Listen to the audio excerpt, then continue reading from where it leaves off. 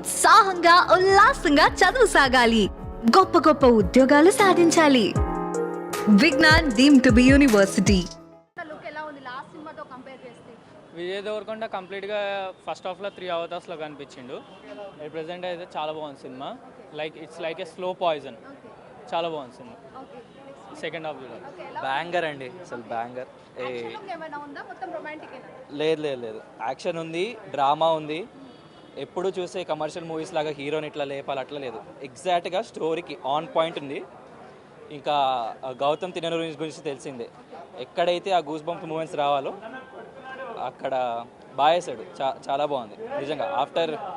After many break వచ్చింది, after many movies దేవకి Vijay Deverakonda break వచ్చింది.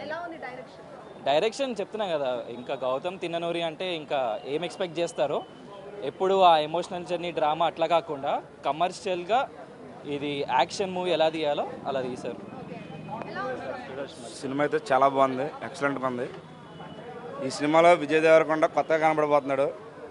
ఇది రీమేక్ సినిమా కాదు, కొత్తగా రూపొందించిన స్టోరీ ఇది. బీజిఎమ్స్ అయితే ఓ రకంగా ఉంది, వేరే లెవెల్ అంతే. సినిమా మటుకి బాగ్ బ్లాస్టర్ బాగుంటుంది. ఫస్ట్ హాఫ్ అయింది గూస్ బంప్స్, సెకండ్ హాఫ్ కోసం వెయిటింగ్, తర్వాత ఫుల్ రివ్యూ ఇస్తాం. సినిమా అయితే చాలా బాగుంది.